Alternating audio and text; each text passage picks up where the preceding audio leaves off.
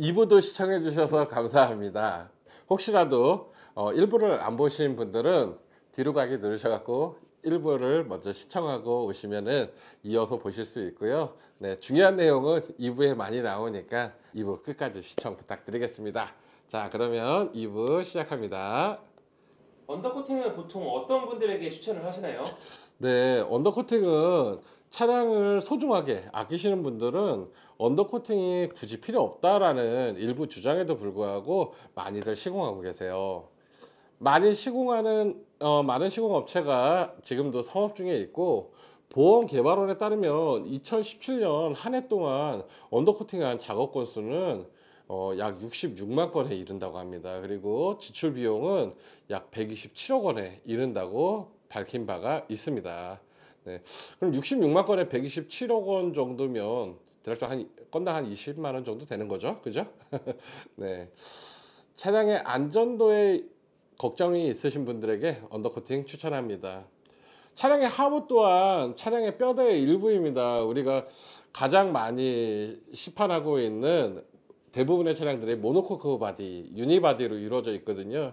이 유니바디 차량 같은 경우에는 셰시가 하나의 덩어리로 충격을 유기적으로 분산 흡수해주는 뼈대와도 같은 역할을 하고 있습니다. 그렇기 때문에 이런 충격을 흡수, 분산시켜주는 그 바디의 성능을 신차와 비슷한 수준으로 유지하기 위해서는 아무래도 방청을 해주는 게 좋다고 볼 수도 있겠죠.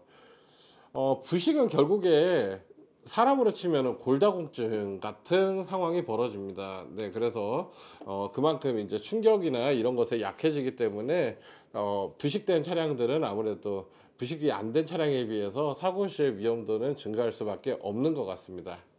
네. 그리고 차량을 오랫동안 좋은 컨디션으로 소유하고 싶은 고객님들에게도 추천드립니다. 집다음에 차라는 인식이 있을 정도로 많은 사람들이 차를 아끼고 사랑하고 있으며 그리고 굉장히 고가 제품이잖아요. 그리고 쉽게 이렇게 뭐 1, 2년마다 핸드폰처럼 이렇게 바꾸는 것도 아니고요. 그렇기 때문에 좀 더 아끼시는 분들에게도 좀 권장을 드리고요. 그럼 반대로 언더코팅을 권유하지 않는 경우도 있나요? 네, 언더커팅 같은 경우에는 차량을 1년에서 5년 사이에 차량을 바꾸려고 계획 중이신 분들, 그러니까 트렌드에 민감하신 분들 같은 경우에는 언더커팅을 굳이 할 필요 없다고 생각합니다. 네. 그리고 요새 이제 많이들 이용하는 렌트나 리스 이용자들 같은 경우에는 만기 시에 차량을 인수할 계획이라면 언더커팅 해도 좋은데요. 만약에 반납할 계획이다 그러면은 어차피 차체 보증 기간에서 반납 보증 기간 끝나자마자 이렇게 반납할 계획이다라고 하신다면은 굳이 뭐 언더커팅 하지 않으셔도 될 것 같습니다. 네. 언더커팅을 한다는 얘기는 결국에 오랫동안 내가 부식에 걱정 없이 사용하려고 하는 거지, 단기간 안에는 그렇게 부식이 심해지지는 않거든요. 하면은 대신에 나중에 그 차를 중고차로 사는 분한테는 아주 기분 좋은 일이겠죠. 네. 네. 그리고 매우 고급 차량 타시는 분들도 언더커팅 꼭 하지 않으셔도 좋을 것 같습니다.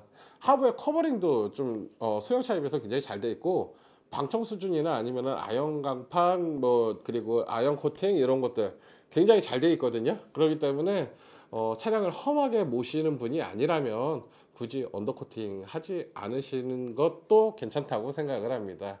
네. 언더코팅이 필요 없다는 견해도 있다는데 그 주장에 대해서는 어떻게 생각하시나요? 네, 신차는 원래 언더코팅이 돼서 나온다. 따라서 추가로 할 필요는 없다. 요즘 차는 예전 차 같지 않아서 차량 커버가 꼼꼼하게 잘 되어 있기 때문에 걱정이 없다.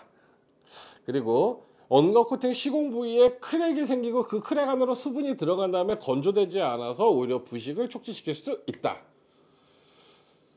수분은 내부에서도 결로처럼 발생하기 때문에 안에까지 발생하는 그 부분까지도 언더코팅을 하지 않을 거면은 언더코팅은 차량의 부식을 오히려 더 촉진시킬 수 있다는 내용들로 전해지고 있는 것 같습니다.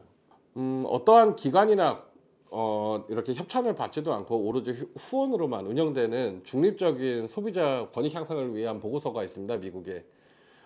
많은 국민들이 신뢰하고 있고요. 그리고 역사가 깊고 전통이 깊은데 컨슈머 리포트라는 것입니다. 거기서 2003년 4월 주제로 언더코팅을 다루면서 언더코팅은 터무니없는 상술이다. 절대 속으면 안 되는 상품이고 언더코팅이라는 것은 필요가 없다. 뭐 이런 내용으로 보고서가 작성이 되었습니다.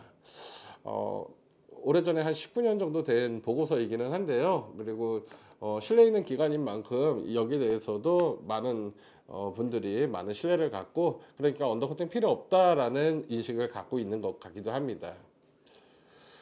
90년대 미국 소비자들은 차량 언더코팅을 하면서 차량 구입을 한 다음에 추가적으로 비용 지출하는 것에 대해서 제조사들에게 강한 불만을 나타냈던 것 같아요. 그래서 애초에 제조사가 방청을 잘해주면 굳이 이중으로 가서 언더코팅하고 돈도 안 써도 되고 시간 안 써도 되는데 왜 제조사는 방청 처리를 제대로 해주지 않느냐. 그래서 언더코팅을 잘 해줘라 이런 식으로 이제 소비자들이 그 여러 가지 이제 목소리를 내니까 미국 자동차 최대 그 자동차 회사였던 그 당시 GM이죠.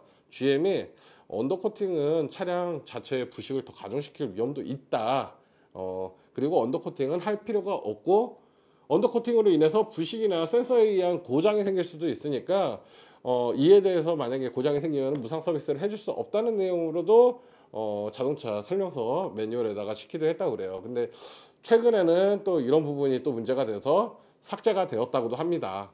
제가 방금 말씀드린 내용들에 대해서도 신뢰하시는 분들이 있으시면은 언더코팅은 필요 없다라고 생각들 많이 하고 계실 거예요. 네. 그럼 결론적으로 6화는 언더코팅을 하는 게 좋다고 생각하시나요? 아니면 안 하는 게 좋다고 생각하시나요? 네, 제 개인적인 차량에는 언더코팅을 2번이나 해놓고 언더코팅이 필요 없다라고 얘기하면은 어떻게 보면은 제 생각과 다른 모순이겠죠. 네. 언더코팅은 차량의 방청이나 내구성 유지 그리고 소음 감소를 목적으로 시공을 하는 것이고요. 우리나라 같이 염화칼슘이나 바닷가에 거주하시는 분들은 하시는 게 좋다고 생각합니다. 네, 방청 예방 효과 있다고 생각하고요.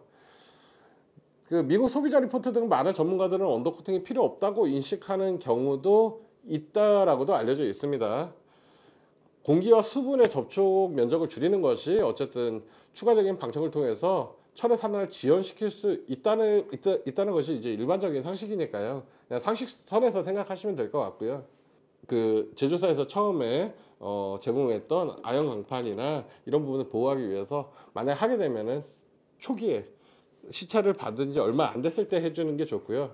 그리고 그러면은 녹이 이미 발생한 중고차는 뭐 하면 안 되느냐? 아닙니다. 그 중고차도 해도 좋을 것 같습니다. 저는 왜냐하면 중고차 같은 경우에도 이제 아무래도 산소라든지 뭐 수분에 대한 접촉을 줄여주면은 부식 속도는 지연될 수 있다고 생각을 하니까요. 그 선박 같은 경우에 이미 녹이 쓸어 있는 배 같은 경우에도 언더코팅을 다시 하거든요. 그만큼 이제 부식을 좀 지연시키는 효과가 있습니다. 그리고 만약 하게 되면은 그래도 너무 이렇게 저렴한 업체만 찾아다닐 게 아니라 조금 이렇게 꼼꼼하게 조금 더 비용을 들이더라도 꼼꼼하게 시공을 해달라고 부탁을 하셔서 그렇게 하시는 게 더 좋을 것 같습니다. 그리고 고급차 같은 경우에는 뭐 앞서 말씀드린 이유들 때문에 안 해도 무방하다라고 생각을 하고 있고요. 네, 제 개인적인 생각은 이렇습니다.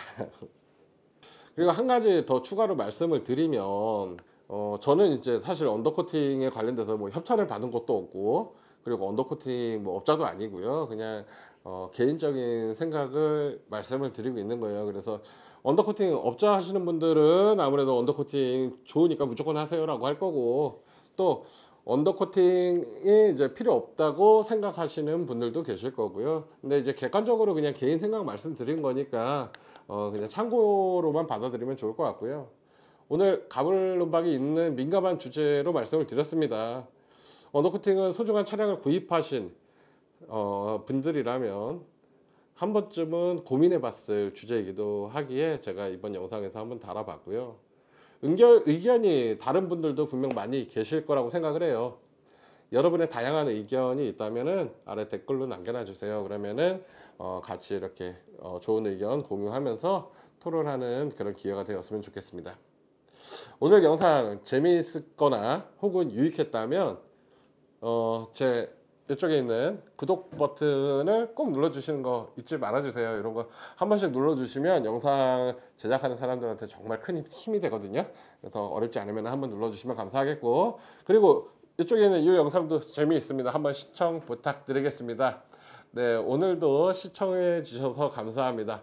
다음번에 더 유익한 영상으로 찾아뵙겠습니다. 그럼 형님, 누나, 동생 여러분, 오늘도 안녕. 그리고 구독과 좋아요 누르는 거 잊지 마세요. 구독과 좋아요는 사랑입니다. 감사합니다.